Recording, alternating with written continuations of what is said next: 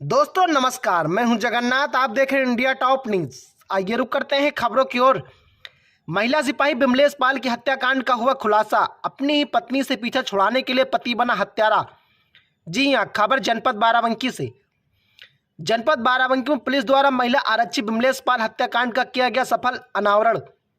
आरोपी पति ने अपनी सिपाही पत्नी से पीछा छुड़ाने के लिए मौत के घाट उतार दिया। मसौली पुलिस की समिति में सिपाही बिमलेश हत्याकांड का खुलासा कर दिया है। हत्याकांड के पीछे की वजह बताई तो मृतका के परिजनों के भी होश उड़ गए। हत्याभियुक्त पति को किया गया गिरफ्तार। कब्जा निसंदेही की हत्या में प्रयुक्त अलकल्प 01 अदत्त लोहे की रॉड, मृतकों का पर्स व घटना में प्रयुक्त वैगनार पुलिस ने किया बरामद। थाना मसौली क्षेत्र के हाईवे पे ही खेत में एक लेडी कांस्टेबल जिसका नाम बिमलेश पाल था, जो हमारे थाना सुबेहा में पोस्टेड थी, उसकी डेड बॉडी मिली थी, जिसको हम लोगों ने पोस्टमार्टम हेतु और बाकी चीज़ों के लिए हॉस्पिटल भेजा था। इस क्रम में आप सभी लोगों को अवगत कराना है कि आज इस घटना का हमारी टीम ने सफल अनावरण किया है, जिसमें एक कांस्टेबल जिसका नाम है इंद्रेश, उसको हम लोगों ने अरेस्ट किया है आज। और इसमें जो पूरी पूछताछ हुई है, पूरी जो जानकारी हुई है, उसमें ये घटनाक्रम सामने आया है, जिसमें ये जो दोनों लोग हैं, जो लेडी कांस्टेबल और ये जो जिसने ये घटना कारित की है इंद्रेश, इन दोनों ने पिछले साल कोर्ट में शादी करी थी। इसमें बिमलेश ने पिछले साल इस पे बलात्कार का मुकदमा लिखवाया था। उसके बाद इन दोनों ने कोर्ट मैरिज कर ली थी और वो बलात्कार के मुकदमे में क्लोजर रिपोर्ट लगी थी। लेकिन शादी करने के बावजूद भी ये इसको पत्नी की तरह साथ नहीं रख रहा था, और जो ये लेडी कांस्टेबल थी, इसका ग्रीवांस ये था कि मुझे पत्नी की तरह ही साथ में रखो और प्रॉपर सारा फंक्शन वगैरह हम लोगों का होना चाहिए। इसी को लेके ये परेशान रहता था, क्योंकि ये इसको पत्नी के तौर पे नहीं रखना चाहता था। और इसी क्रम में इसने ये प्लानिंग करी कि इसको कैसे मार दिया जाए, क्योंकि ये यहाँ पहले भी पोस्टेड रहा है। ये जो व्यक्ति है इंद्रेश, यहाँ पहले बाराबंकी में ही पोस्टेड था, तो इसको सारे रूट वगैरह पता थे और इसको टाइमिंग भी पता थी कि कब जो रोड है वो सुनसान रहती है, कब पुलिस की ड्यूटीज कहीं और रहती है, कब ज्यादा व्यस्तता रहती है। उसी को ध्यान में रखते हुए इसने ये प्लानिंग करी, जिसमें दिनांक 27/7 को संडे था। उस दिन रामनगर जो लोधेश्वर महादेव मंदिर है, वहां पे भीड़ रहती है और वहां पे इस महिला कांस्टेबल की ड्यूटी भी लगी थी। तो इसने पता कर लिया कि वो उसकी ड्यूटी कब लगी है और वो कब जाएगी।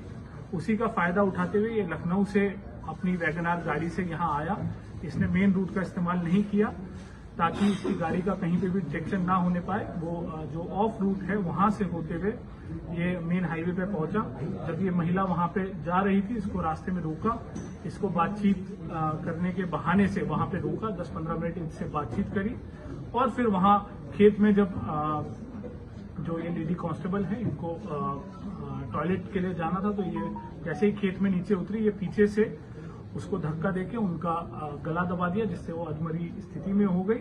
और फिर अपने कार के जो पाने से इस महिला के सर पे 3-4 वार किए, जिससे उसकी वहीं पे मृत्यु हो गई। वहां से फिर ये अपने दूसरे रास्ते से फतेहपुर होते हुए ये वापस लखनऊ भाग गया।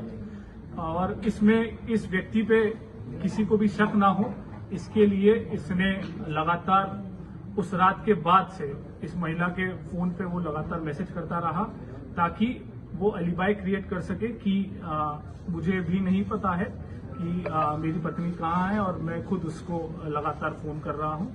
पर इसमें हम लोगों ने सारे हिसाब संकलन किए, जिसमें तमाम सीसीटीवी फुटेज और बीटीएस और सर्विलांस का इस्तेमाल करते हुए हम लोगों ने ये चीज और एविडेंसेस निकाले हैं, जिसमें ये व्यक्ति लखनऊ से बाकायदा अपनी वैगनार गाड़ी से यहाँ आया। करीब हमारे पास 5 फुटेजेस भी मिली हैं, जहां बीच में ये जाता हुआ दिख रहा है, और फिर घटना कारित करने के बाद भी हमें सीसीटीवी फुटेज मिली है। इसके अलावा जो इन लोगों की आपस में उस घटना वाले दिन की जो बातचीत है, उससे भी काफी हमें क्लू मिले हैं, जिसमें इसने शाम को 7 बजे इस महिला से बात करके उसकी लोकेशन ली और फिर अपनी प्लानिंग उस हिसाब से की। ये चीजें मोटी मोटी निकल के आई हैं और इसमें हमने जो घटना में प्रयोगकार है वो बरामद की है। जो इसने पाना यूज किया था वो बरामद किया है।